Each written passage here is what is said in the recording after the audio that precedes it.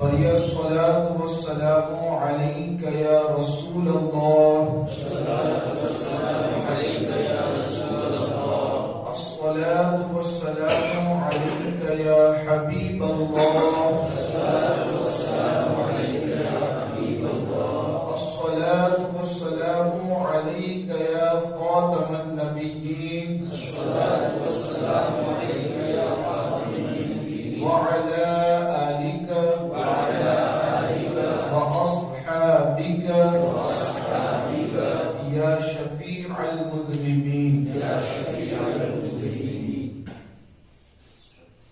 پیارے آقا علیہ الصلوۃ والتسلیم کے پیارے دیوانوں،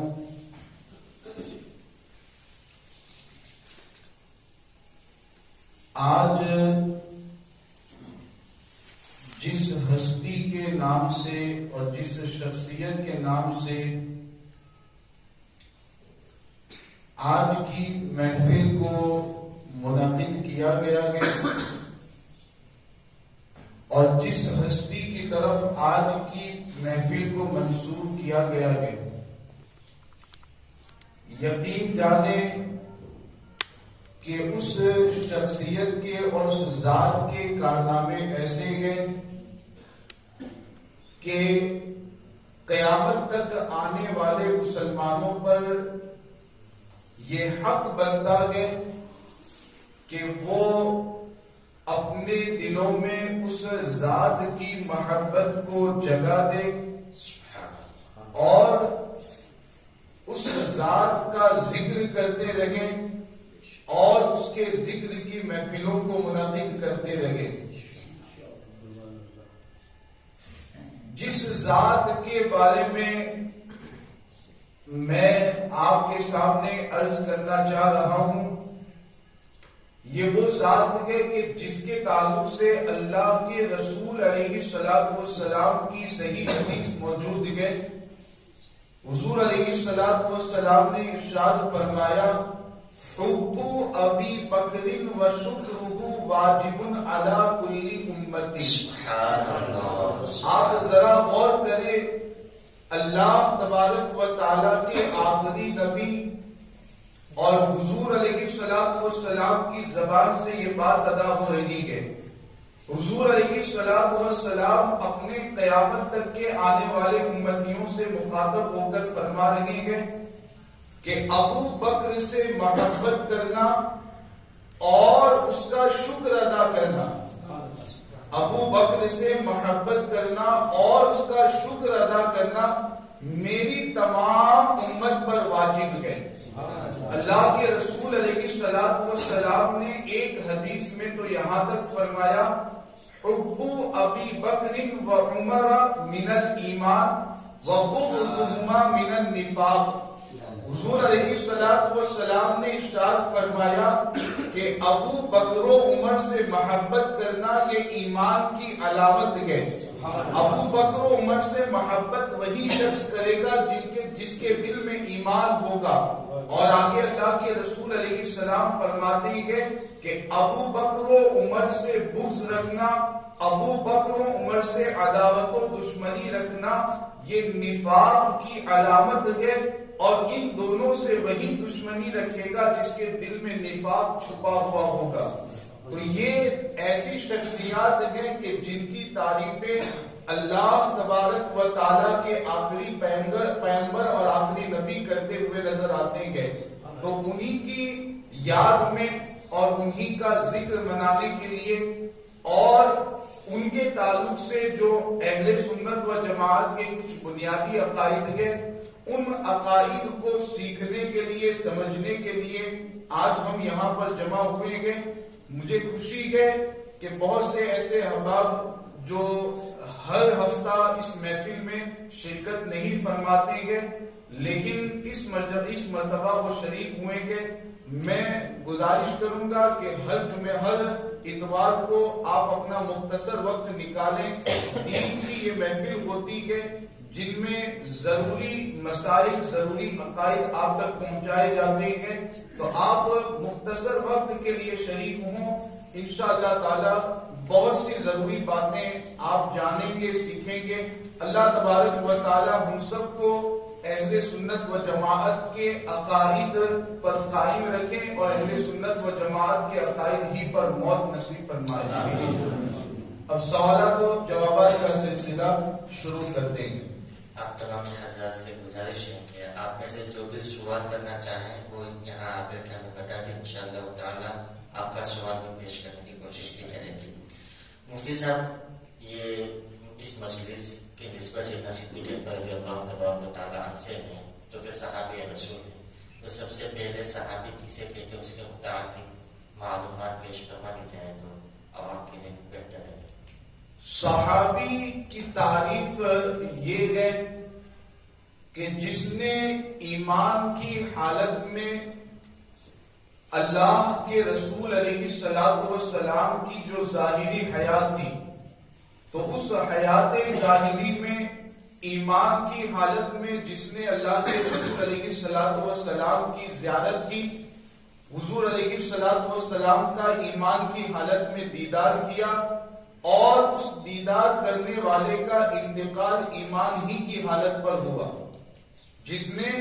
ظاہری حیات میں حضور علیہ الصلوۃ والسلام کا دیدار کیا ایمان کی حالت میں، اور ایمان ہی کی حالت میں وہ اس دنیا سے رخصت ہو کر کے گیا، تو ایسی شخصیت کو، ایسی ذات کو صحابی کہا جاتا ہے. حضور علیہ الصلوۃ والسلام کے صحابہ کی تعداد بہت زیادہ ہے، اور صحابی کے بارے میں بس ایک بات میں عرض کر کے آگے سوالات کا سلسلہ بڑھاتے ہیں کہ یاد رکھیں صحابی کا مطلب اور صحابی کی تعریف کیا بتائی گئی کہ جس نے ایمان کی حالت میں ایک مرتبہ اللہ کے رسول علیہ السلام کا دیدار کیا اور ایمان کی حالت میں اس کا انتقال ہوا، تو وہ صحابی رسول بن جاتا ہے. اب جب بندہ صحابی بن جاتا ہے تو یہ متفقہ عقیدہ ہے کہ صحابی بننے کے بعد اب جو غیر صحابی ہے، چاہے وہ کتنا ہی بڑا ولی کیوں نہ ہو، چاہے کتنا ہی بڑا عبادت گزار کیوں نہ ہو، چاہے کتنی ہی نمازیں اور زکات کیوں نہ ادا کرتا ہو، لیکن وہ ولی، وہ عبادت گزار، وہ نمازیں پڑھنے والا اگرچہ کتنی ہی نمازیں ادا کر لے، لیکن پھر بھی اپنی نمازوں کے ذریعہ، اپنی زکات کے ذریعہ، اپنے صدقات و خیرات کے ذریعہ کسی بھی صحابی کے مقام اور مرتبے کو نہیں پہنچ سکتا ہے. صحابی چاہے اس نے کتنی ہی نمازیں پڑھی ہو اور ادھر غیر صحابی وہ زندگی پر نمازیں پڑھتا رہے، نیک اعمال کرتا رہے، پھر بھی صحابی کے مقام اور مرتبے کو نہیں پہنچ سکتا. اب آپ غور کریں اور ان لوگوں کے حوالے سے بھی سوچیں کہ جو حضور علیہ الصلوۃ والسلام کی شان کو کم کرنا چاہتے ہیں، حضور علیہ الصلوۃ والسلام کو اپنے بڑے بھائی کی طرح کہتے ہیں، حضور علیہ الصلوۃ والسلام کو معاذ اللہ کیا کیا ان کی شان میں گستاخیاں کرتے ہیں. آپ ان کا بھی سوچیں کہ صحابی جو حضور علیہ السلام کا دیدار کرتا ہے ایمان کی حالت میں، تو اس کا مقام اتنا بلند ہو جاتا ہے کہ کوئی بھی ولی، کوئی بھی عبادت گزار، کوئی بھی نمازی اس صحابی کے مقام اور مرتبے کو نہیں پہنچ سکتا. تو جس کے دیدار کرنے کی وجہ سے صحابی کو اتنا بلند مقام ملا ہے، آخر اس ذات کے برابر کوئی کیسے ہو سکتا ہے؟ تو آپ اس کانسیپٹ کو، اس بات کو اچھی طرح ذہن میں بٹھائیں، اور کوئی بھی اللہ کے رسول علیہ السلام کی شان میں ذرہ برابر بھی گستاخی کرتا ہوا نظر آئے تو آپ اسے اپنی جان سے زیادہ دشمن جانیں، اپنا جانی دشمن جانیں، اور اپنے اس سے تعلقات کو مکمل طریقے سے ختم کر لیں، اس لیے کہ حضور کی شان میں گستاخی کرنے والا کبھی مسلمان ہو ہی نہیں سکتا. مفتی صاحب، کیا تمام صحابہ کا رتبہ ایک ہی یا ان کے مراتب میں فرق ہے؟ صحابہ کرام کے بارے میں اہل سنت و جماعت کا یہ متفقہ عقیدہ ہے کہ صحابہ کے مرتبے الگ الگ ہیں. جیسے تمام صحابہ اور صحابیات میں سب سے بلند مقام اور سب سے بلند رتبہ ذات حضرت سیدنا ابوبکر صدیق رضی اللہ عنہ. تمام صحابہ اور صحابیات میں افضل ترین مقام اگر کسی ذات کا آگے تو وہ سیدنا ابو بکر صدیق رضی اللہ تعالیٰ عنہ کا آگے، ان کے بعد حضرت سیدنا عمر فاروق اعظم رضی اللہ تعالیٰ عنہ کا مقام ہے، ان کے بعد حضرت سیدنا عثمان غنی رضی اللہ تعالیٰ عنہ کا مقام ہے، ان کے بعد حضرت سیدنا مولا مشکل کشا حضرت علی رضی اللہ تعالیٰ عنہ کا مقام ہے۔ اس طریقے سے صحابہ کرام کے درجات الگ الگ ہیں۔ اللہ تبارک و تعالیٰ نے بھی قرآن کی آیات میں اس کی طرف اشارہ فرمایا گیا کہ جو پہلے مسلمان ہونے والے گئے، جو پہلے اسلام لانے والے گئے، ان کا مقام بعد والوں سے بلند گئے، ان کا درجہ بعد والوں سے بلند گئے۔ تو تمام صحابی جتنے بھی گئے وہ سب ہمارے سروں کے تاج گئے، اور سب سے محبت ہم پر لازم اور ضروری ہے، سب کا ادب و احترام ہم پر لازم ہے، لیکن صحابہ کے مراتب میں ان کے درجات میں فرق گئے، اور جو ترتیب میں نے بتائی اس اعتبار سے صحابہ کرام کے مرتبے میں اہل سنت و جماعت کے نزدیک فرق گئے، ان کے مراتب الگ الگ ہیں، لیکن صحابی کی تعظیم، ان کا ادب و احترام کرنا ہم پر لازم و ضروری ہے۔ صاحب کوئی شخص کسی ایک صحابی کے بارے میں گستاخی کرے تو پھر اس کے بارے میں شیئر کا کیا ہوگا؟ اللہ کے رسول علیہ السلام کی یہ حدیث پاک گئے، حدیث کی کتابوں میں یہ حدیث موجود گئے، اور آپ اس حدیث پاک کو ذرا توجہ کے ساتھ سماعت کریں کہ اللہ کے رسول علیہ السلام یہ کب کی خبر دے رہے ہیں۔ ابھی حضور علیہ السلام کی ظاہری حیات گئے، آپ دنیا میں ظاہری طور پر تشریف فرما گئے، اسی موقع پر اللہ کے رسول علیہ السلام یہ اپنی امت کو خبر دیتے گئے کہ میرے بعد کچھ لوگ ایسے آئیں گے، حضور فرماتے گئے کہ میرے بعد کچھ لوگ ایسے آئیں گے جو میرے صحابہ کی شان میں گستاخی کریں گے اور میرے صحابہ کو برا بھلا کہیں گے۔ آپ غور کریں کہ یہ خبر غیب ہی کی تو خبر ہے، ابھی وہ آنے والے جو گستاخی کرنے والے ہیں ابھی آئے تو نہیں ہیں، وہ بعد میں آنے والے ہیں۔ اللہ کے رسول علیہ السلام ان کے بارے میں پہلے سے ہمیں متنبہ کر رہے ہیں، تو یہ غیب کی خبر اللہ کے رسول دے رہے ہیں کہ میرے بعد کچھ لوگ ایسے آئیں گے جو میرے صحابہ کی شان میں گستاخی کریں گے۔ آج ہم دیکھ رہے ہیں کہ اللہ کے رسول علیہ السلام نے جو ہمیں خبر دی تھی آج بالکل وہ سچی ہمارے سامنے ہو کر کے نظر آ رہی ہے۔ بہت سے لوگ صحابہ کی شان میں گستاخی کر رہے ہیں۔ اب ایسے لوگوں کے حوالے سے ہمیں کرنا کیا ہے؟ اللہ کے رسول علیہ السلام نے وہ طریقہ بھی ہمیں بتایا ہے کہ جب ایسے گستاخان صحابہ پیدا ہو جائے اور صحابی کی شان میں گستاخی کریں تو ان کے ساتھ کرنا کیا ہے۔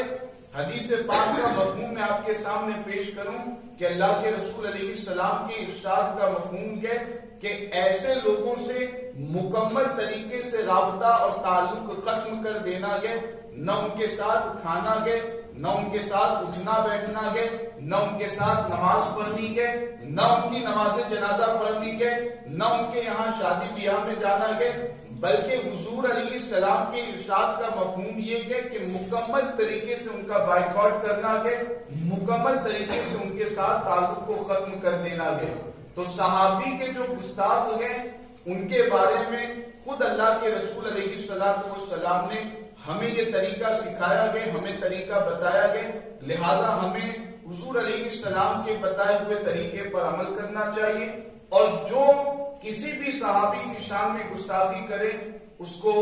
ہمیشہ کے لیے اپنے دل و دماغ سے نکال کر کے دور کر دینا چاہیے، اور کبھی بھی اس سے کوئی تعلق نہیں رکھنا چاہیے جب تک کہ وہ توبہ نہ کر لے۔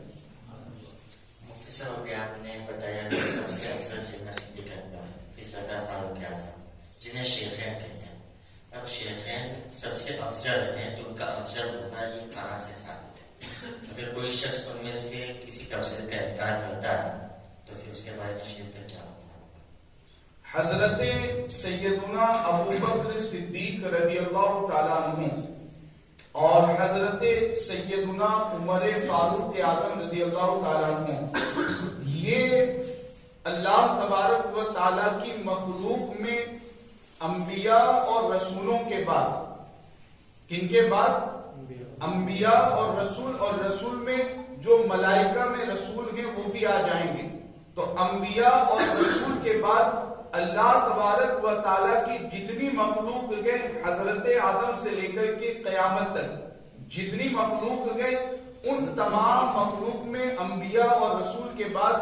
اگر کسی کا مقام اور مرتبہ سب سے زیادہ ہے، کوئی افضل ترین شخصیت ہے، تو وہ حضرت ابوبکر صدیق کی شخصیت ہے.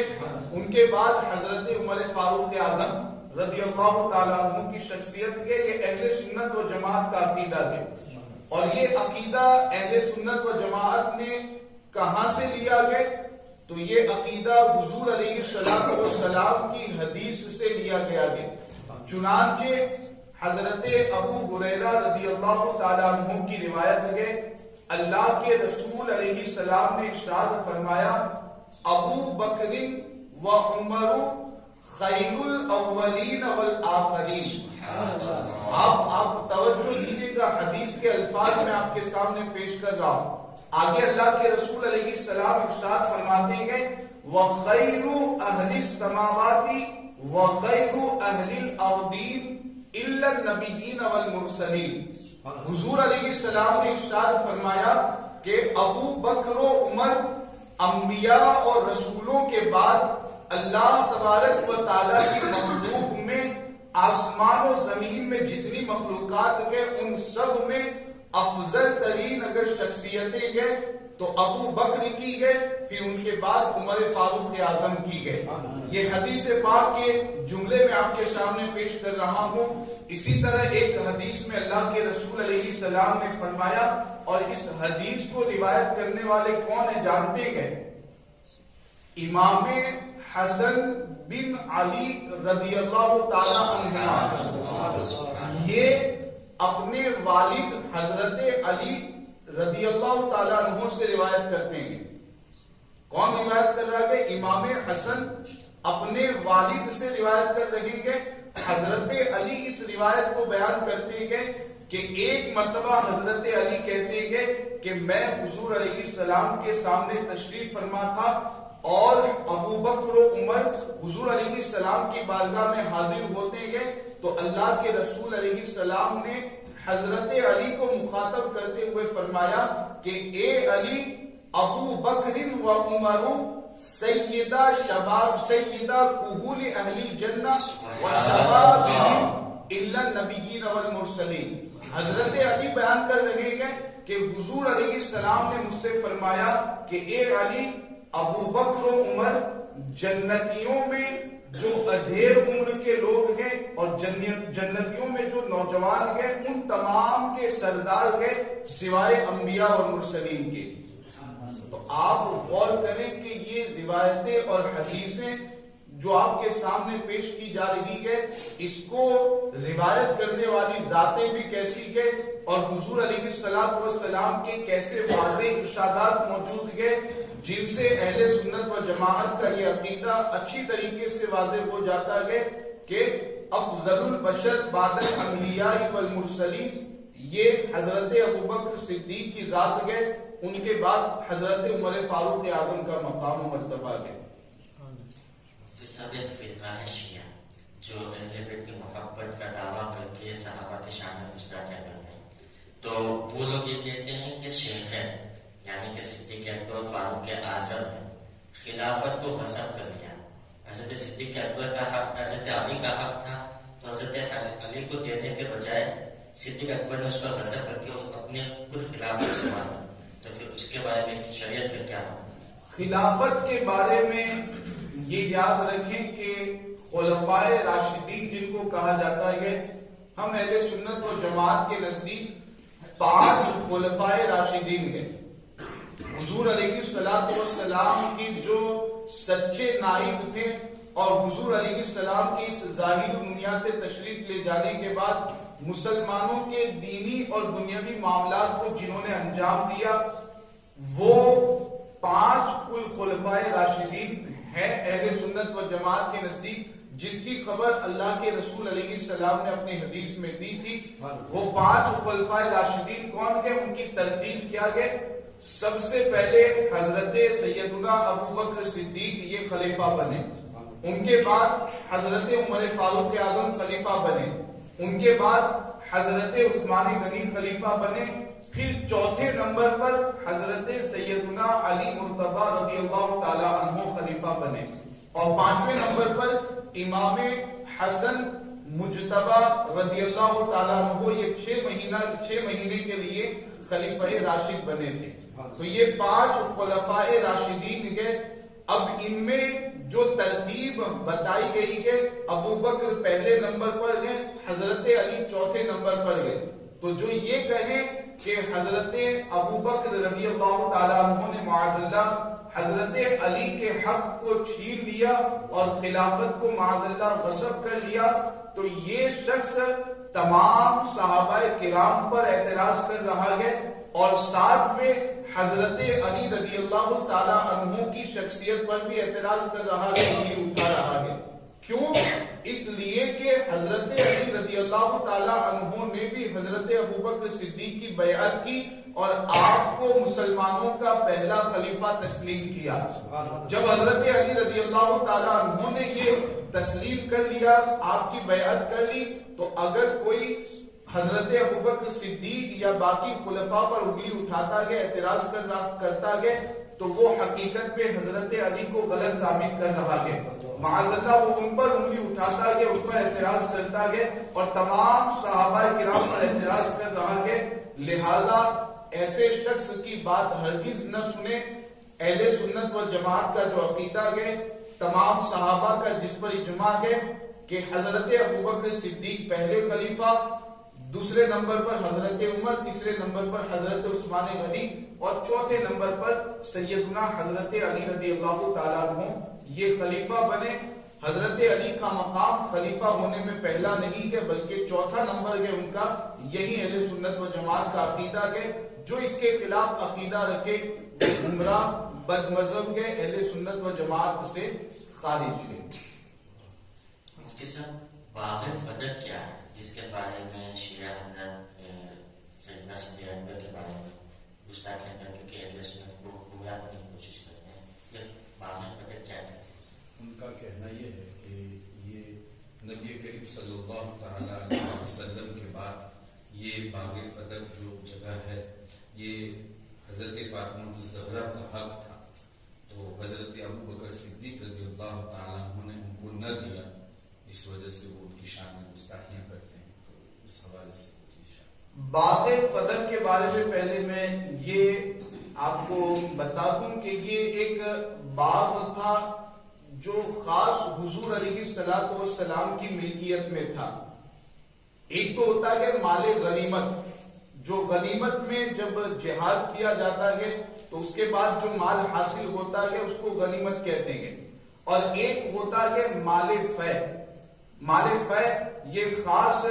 حضور علیہ الصلوۃ والسلام کا حق ہوتا ہے، آپ ہی کی ملکیت مانا جاتا ہے، وہ مجاہدین کے درمیان اس کو تقسیم نہیں کیا جاتا۔ تو باغ فدق یہ ایک مخصوص باغ تھا جو حضور علیہ الصلوۃ والسلام کی ملکیت میں تھا۔ اب اللہ کے رسول علیہ الصلوۃ والسلام کا جب وصال ہوا، یہ باتیں آپ توجہ کے ساتھ سنیں اور اپنے ذہن و دماغ میں محفوظ رکھنے کی کوشش کریں، اس لیے کہ آج کل سوشل میڈیا پر، یوٹیوب وغیرہ پر بہت سے اس کے خلاف عقیدے پھیلائے جا رہے ہیں، اور ہماری بھولی بھالی عوام ان باتوں کو اور عقیدوں کو نہ جاننے کی وجہ سے ان کے بہکاوے میں بہت سارے لوگ آ جاتے ہیں اور پھر غلط خیالات اپنے ذہن و دماغ میں بٹھا لیتے ہیں۔ یاد رکھیں کہ یہ باغ فدق حضور علیہ السلام کی ملکیت میں تھا، اس کا کوئی انکار نہیں کرتا، لیکن جب حضور علیہ الصلوۃ والسلام کا وصال ہوا، آپ دنیا سے تشریف لے گئے، تو اب حضرت ابو بکر صدیق رضی اللہ تعالی عنہ نے حضرت فاطمہ الزہرا رضی اللہ تعالی عنہا یا دیگر جو اہل بیت تھے ان کو باغ فدق کیوں نہیں دیا؟ اس کی وجہ کیا تھی؟ اس کی وجہ یہ تھی کہ حضرت ابو بکر صدیق رضی اللہ تعالی عنہ کے سامنے حضور علیہ السلام کی ایک حدیث پاک تھی جس میں اللہ کے رسول علیہ السلام نے یہ ارشاد فرمایا، صراحتاً آپ نے بتا دیا کہ ہم جو انبیاء کرام کی جماعت ہے، ہمارا حال یہ ہوتا ہے کہ ہم درہم و دینار کے وارث نہیں بناتے، یعنی ہمارے پاس جو کچھ مال ہوتا ہے وہ ہمارے انتقال کرنے کے بعد ہمارے جو وارثین ہیں، ہمارے جو رشتہ دار ہیں، ان کو نہیں ملتا، بلکہ وما ترکنا صدقۃ، حضور علیہ السلام فرماتے ہیں کہ ہم انبیاء جو بھی مال چھوڑتے ہیں وہ مال صدقہ ہوتا ہے، وہ تمام مسلمانوں کا حق بن جاتا ہے، وہ ہمارے رشتہ داروں اور وارثوں کو نہیں ملتا ہے۔ یہ اللہ کے رسول علیہ السلام کی حدیث ہے۔ حضرت ابوبکر صدیق رضی اللہ تعالیٰ عنہ نے اسی ارشاد اور حدیث کی بنیاد پر باغ فدق کے بارے میں یہ فیصلہ کیا کہ مسلمان اس سے کھاتے رہیں گے اور تمام مسلمانوں کا اس میں حق رہتا ہے، لہذا مسلمانوں ہی کا حق باقی رہے گا اور کسی کی پرسنل ملکیت میں اس کو نہیں دیا جا سکتا ہے، ورنہ اگر حضرت ابوبکر صدیق پرسنل کسی کی ملکیت میں دیتے تو پھر اس حدیث کے خلاف عمل کرنے کی وجہ سے آپ حدیث کے خلاف عمل کرنے والے ہو جاتے، تو آپ رضی اللہ تعالیٰ عنہ نے اس حدیث پاک پر عمل کرنے کی وجہ سے پرسنل کسی کی ملکیت میں وہ باغ فدق نہیں دیا، بلکہ تمام مسلمانوں کا جو حق رہتا ہے، صدقے کے طور پر جو فقراء کا حق رہتا ہے، تو آپ نے اسی طریقے سے اس کو باقی رکھا۔ میں ایک بات صرف عرض کر دیتا ہوں کہ اگر یہ جو شیعہ رافضی بہکانے کے لیے کہتے ہیں کہ حضرت فاطمہ الزہرا کا حق تھا اور معاذ اللہ حضرت ابوبکر صدیق نے نہیں دیا، اگر حضرت فاطمہ الزہرا ہی کا حق بنتا تھا تو چلے مان لیتے ہیں حضرت ابوبکر صدیق نے بالفرض مان لیتے ہیں کہ نہیں دیا، حضرت عمر نے نہیں دیا، حضرت عثمان غنی نے نہیں دیا، چوتھے نمبر پر کون خلیفہ بنے؟ حضرت علی رضی اللہ تعالیٰ عنہ خلیفہ بنے، تو حضرت علی رضی اللہ تعالیٰ عنہ جب خلیفہ بنے تو ان کو تو مکمل اختیار تھا، اگر باغ فدق میں حضور کے رشتہ داروں کا حق ہوتا بطور وراثت تو حضرت علی رضی اللہ تعالیٰ عنہ نے آخر وہ فیصلہ کیوں نہیں کیا، حضور کے رشتہ داروں کو اہل بیت کو کیوں نہیں دیا؟ تو اگر یہ اعتراض کیا جاتا ہے تو وہ پہلے نیچے سے اعتراض حضرت علی پر ہوگا، پھر اوپر جا کر حضرت ابوبکر پر ہوگا۔ تو یہ بالکل واضح بات ہے کہ حدیث پر عمل کرنے کی وجہ سے حضرت ابوبکر صدیق رضی اللہ تعالیٰ عنہ نے باغ فدق کسی کی پرسنل ملکیت میں نہیں دیا۔ حضرت فاطمہ الزہرا رضی اللہ تعالیٰ عنہ بعد میں جب حضور حضرت ابوبکر صدیق نے وہ حدیث ان کی بارگاہ میں پیش کی اور ان کے سامنے بھی معاملہ آشکار ہو گیا تو پھر آپ بھی اس فیصلے پر راضی ہو گئی، حضرت علی وغیرہ بھی راضی ہو گئے، اسی لیے اپنی خلافت میں حضرت ابوبکر صدیق کے فیصلے کو حضرت علی رضی اللہ تعالیٰ عنہ نے نہیں بدلا۔ تو یہ بالکل واضح سیدھی بات ہے، آپ اس کو اپنے ذہنوں میں محفوظ رکھیں اور خود بھی اس پر اچھی طریقے سے پابندی سے کاربند رہیں، دوسروں تک بھی ان باتوں کو پہنچانے کی ضرور کوشش کریں۔ کچھ لوگ اس حوالے سے یہ بھی کہہ دیتے ہیں کہ دیکھیں حضرت فاطمہ الزہرا رضی اللہ تعالی عنہا کو یہ جگہ نہ دی تو وہ روتی رہی، بلکتی رہی، پھر بھی حضرت ابوبکر صدیق رضی اللہ تعالی عنہ نے ان کو یہ باغ نہ دیا۔ تو ان کا یہ تصور شیعہ لوگوں کا کہ وہ روتی رہی، تو کیا حضرت فاطمہ الزہرا کا ایک باغ کے لیے اس طرح سے رونا، اس طرح سے بلکنا، کیا یہ درست ہے؟ یہ بھی جن کے حوالے سے اتنی ان کی پاک دامنی کے حوالے سے خود اللہ کے رسول نے حدیث طیبہ ارشاد فرمائے اور بہت ساری باتیں، تو ان کے لیے ایسا تصور کرنا کہ وہ دنیا کے لیے روتی رہی، یہ ان کی شان میں سب سے بڑی گستاخی ہے۔ حضرت فاطمہ الزہرا یا دیگر جو اہل بیت تھے، حضرت علی وغیرہ، یہ خود ان کی شان میں گستاخی ہے کہ ایک دنیاوی مال کے لیے وہ روئیں، یہ معاذ اللہ ایسا ہو ہی نہیں سکتا ہے، وہ جو نفوس قدسیہ تھے وہ تو سب کچھ قربان کرنے والے تھے اور دنیا سے ذرہ برابر بھی ان پر دنیا کی طرف ان کی رغبت نہیں تھی. تو یہ بھی ایک بڑی گستاخی ہے. آپ اس کو بھی سمجھنے کی کوشش کریں کہ وہ حضرت فاطمہ الزہرا رضی اللہ تعالیٰ عنہا جیسی ذات آخر دنیاوی مال کے نہ ملنے کی وجہ سے کیسے اس پر رو سکتی ہے, کیسے اس پر افسوس کا اظہار کر سکتی ہے, کیسے آخر وہ اس طرح کا معاملہ کر سکتی ہے. تو یہ کہنا کہ وہ روتی رہی بدکتی رہی یہ خود ان کی شان میں ایک بڑی گستاخی ہے. خارجی تو اس کے بارے میں مجھے وضاحت روشن. خارجی اور رافضی جس کو شیعہ کہتے ہیں کہ یہ دونوں فرقے حضرت علی رضی اللہ تعالی عنہ کی خلافت کے زمانے میں پیدا ہوئے اور پھر دونوں نے اپنے اپنے باطل عقائد کو پھیلانا شروع کیا. خارجی رافضیوں کا معاملہ یہ ہوا کہ حضرت علی کی محبت میں حد سے آگے بڑھ گئے, یہاں تک کہ ان کو معاذ اللہ انبیاء سے بھی افضل کہہ دیا. اور خارجیوں کا معاملہ یہ ہوا کہ حضرت علی و دیگر اہل بیت کی دشمنی میں وہ حد سے بڑھ گئے, یہاں تک کہ معاذ اللہ ان کی شان میں بڑی نازیبہ گستاخیاں کی, نازیبہ کلمات انہوں نے کہے. تو رافضی اور خارجی یہ دونوں کو ذہن میں رکھیں اور ایک حدیث پاک میں آپ کے سامنے پیش کرتا ہوں, اس کو آپ ذہن میں رکھ لیں تو دونوں فرقوں کی حالت واضح ہو جائے گی. اللہ کے رسول علیہ السلام نے ایک مرتبہ حضرت علی کو مخاطب کرتے ہوئے فرمایا کہ اے علی میں تم میں عیسیٰ بن مریم کی مثال دیکھتا ہوں. حدیث پاک کا مفہوم میں پیش کر رہا ہوں سمجھانے کے لیے کہ جیسے حضرت عیسیٰ علیہ السلام کے معاملے میں یہ ہوا کہ بعض لوگ ان کی محبت میں اتنا آگے بڑھ گئے کہ حضرت عیسیٰ کو معاذ اللہ خدا انہوں نے کہہ دیا,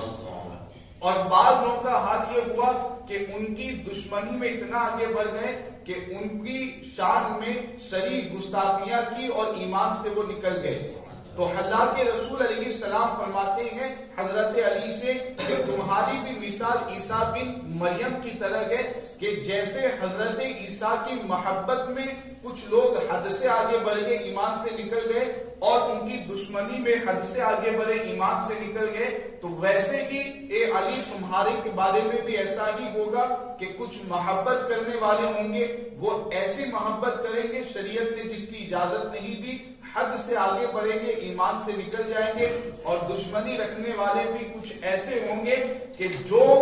دشمنی کی وجہ سے ایمان سے باہر ہو جائیں گے. تو یہ حدیث پاک ہے, اللہ کے رسول علیہ السلام نے پہلے ہی ان دو گروہوں کے بارے میں اشارہ دے دیا تھا کہ رافضی بھی باطل فرقہ پیدا ہوگا, خارجی یہ بھی باطل فرقہ پیدا ہوگا, اور دونوں کے عقائد باطل ہوں گے.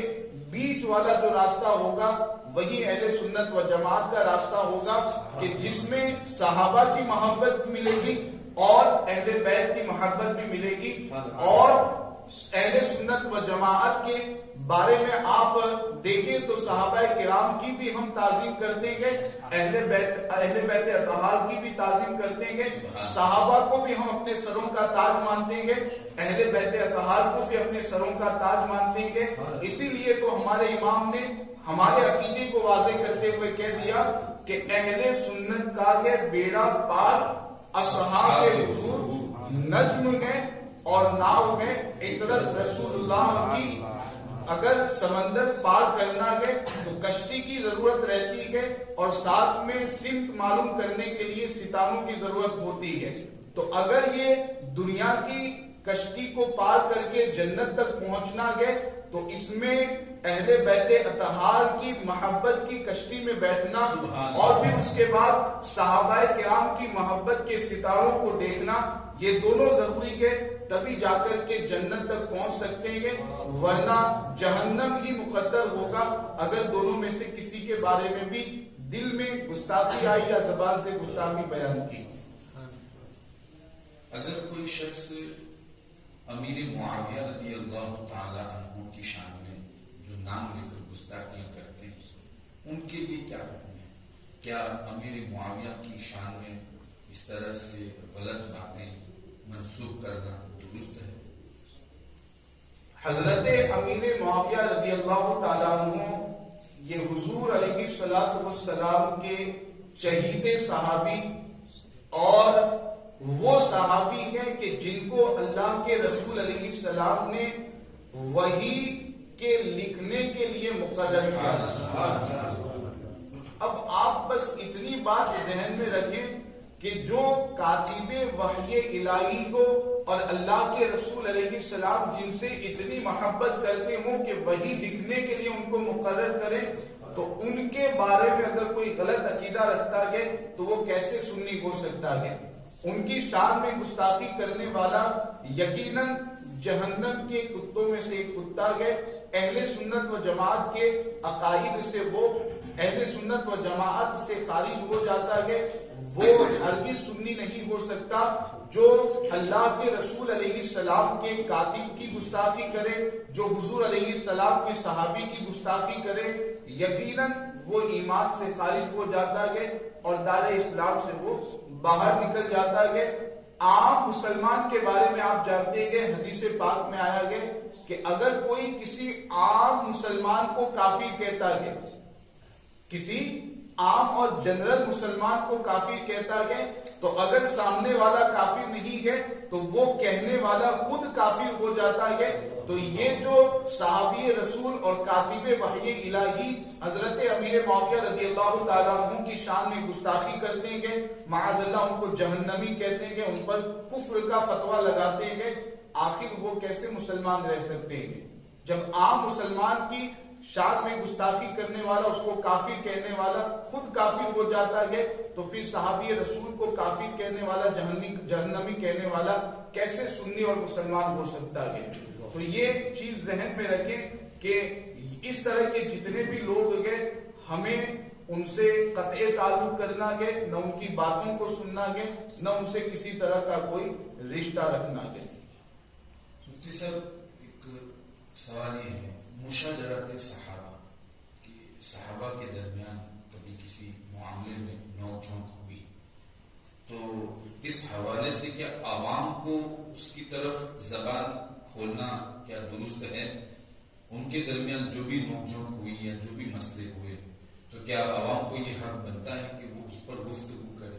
ان کو کیا کرنا چاہیے ایسی حالت میں؟ ایک عقل مند انسان کی میں بات کروں، کوئی بھی عقل رکھنے والا انسان ہوگا، اگر اس کے خاندان کے دو بڑے بزرگ ہیں، ان کے درمیان کسی معاملے میں اگر بات چیت ہوتی ہے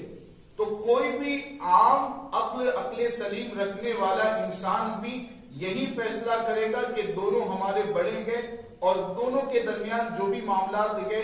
جو بھی آپس میں ان کے درمیان کچھ باتیں ہوئی ہیں، تو ہمیں اس کے حوالے سے کوئی بات نہیں کرنی ہے، ان معاملات میں نہیں پڑنا ہے، بلکہ دونوں ہمارے بزرگ ہیں، دونوں کی ہمیں تعظیم کرنی ہے. یہ ایک عام عقل رکھنے والا بھی سمجھ سکتا ہے، سوچ سکتا ہے. تو جیسے گجراتی میں اپنے جو کہتے ہیں کہ یہ تو موٹا لوگوں چھاپا ٹھیک نہ بچے نہ بولے، یہی جملہ ہے، یہی جملہ میں اسی کی طرف اشارہ کرنا چاہتا ہوں. تو جب صحابہ کرام کے درمیان بھی اجتہادی خطا کی وجہ سے کچھ معاملات ایسے پیش آئے گئے، لیکن ہم جیسے گنہگاروں اور ہم جیسے سیاہکاروں کو آخر یہ کیسے حق بنتا ہے کہ ہم کسی صحابی پر زبانیں تان دراز کریں، کسی صحابی پر انگلی اٹھائیں اور کسی صحابی پر معاذ اللہ اعتراض کریں؟ اگر کوئی اس طریقے سے کرتا ہے تو اس کو اپنے ایمان کی خبر لینی چاہیے اور اپنے دل میں جھانک کر کے دیکھنا چاہیے کہ کہیں اس کے دل میں سے ایمان تو نہیں نکل گیا ہے کہ صحابی کی شان میں گستاخی کر رہا ہے. جتنے بھی ایسے معاملات صحابہ کے درمیان پیش آئے گئے، ہمیں یہی عقیدہ رکھنا ہے، ہمیں یہی اعتقاد رکھنا ہے کہ سب ہمارے سروں کے تاج ہے، سب کی تعظیم ہم پر لازم ہے. وہ کون حق پر تھا، کون خطا پر تھا، یہ معاملہ آپ علماء کے حوالے کریں. عوام کو اس معاملے میں پڑھنا، بحث کرنا، یہ ایمان کو خطرے میں ڈالنے جیسا ہے. اگر کوئی ایمان کی اس طرح کی باتیں کریں امیر معاویہ رضی اللہ تعالیٰ عنہ کے بارے میں کہ میں تو ان کو صحابی کیا مومن بھی نہیں مانتا، تو کیا اس کے پیچھے نماز ہو جائے گی یا پھر ان کو اپنے گھروں میں ختم کے لیے، ختم قرآن کے لیے اور دوسرے کاموں کے لیے مدعو کرنا کیا جائز ہے، درست ہے؟ بالکل اس طرح کے امام کے پیچھے نماز پڑھنا، ان کو اپنے یہاں ختم کے لیے بلانا، ایصال ثواب کے لیے بلانا، یہ ہرگز جائز نہیں ہے۔ ایسا اگر کوئی امام ہے تو آپ کسی اچھے عالم دین کے ذریعہ اس کی اصلاح کرنے کی کوشش کریں۔ اگر نہیں اصلاح ہوتی ہے، وہ اپنے حال پر باقی رہتا ہے، تو پھر نہ اس کے پیچھے نماز پڑھے، نہ اس کو اپنے یہاں ایصال ثواب کے لیے بلائے، نہ ختم کے لیے بلائے۔ سنی صحیح العقیدہ عالم دین کو آپ ختم کے لیے بلائیں تاکہ اس کے پڑھنے کا ثواب بھی ملے اور وہ ثواب آپ کے مرحومین تک پہنچے۔ سنی صحیح العقیدہ امام کے پیچھے نماز پڑھیں تاکہ آپ کی نمازیں درست و صحیح ہو، ورنہ ایسے شخص کے پیچھے نماز پڑھنے کی ہرگز اجازت نہیں، اور اس کو اپنے یہاں ایصال ثواب کے لیے بلانا، دیگر معاملات اس کے ساتھ کرنا، یہ ہرگز شریعت کے اعتبار سے جائز نہیں ہے۔ جب ہم ان سے کہتے ہیں کہ دیکھو حضرت امام حسن مجتبی رضی اللہ تعالی عنہ وارضاہ عنہ ان سے صلح کی اور خلافت کو ان کے حوالے کیا، تو اس وقت ان کی زبان سے یہ جملے نکلتے کہ وہ تو انہوں نے چھین لیا۔ اس طرح سے کہنا کیا واقعی میں حضرت امیر معاویہ نے چھین لیا تھا اور پھر وہ کیا تھا؟ اب آپ خود غور کریں نا کہ شیر خدا کے بیٹے کے بارے میں جو یہ کہے کہ ان سے خلافت کو چھین لیا گیا، شیر خدا کا بیٹا امام حسن مجتبی،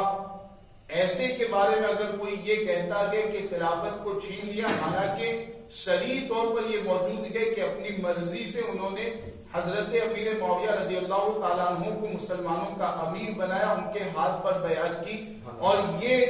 ایسی بات نہیں ہے کہ حضور علیہ السلام نے پہلے سے اس کی خبر نہیں دی۔ اللہ کے رسول علیہ السلام نے اس کی بھی خبر دی تھی، اس کی طرف بھی اشارہ فرمایا تھا کہ امام حسن جو ہوں گے وہ مسلمانوں کے دو گروہوں کے درمیان صلح کروائیں گے۔ تو جب امام حسن جو کہ شیر خدا کے بیٹے ہیں،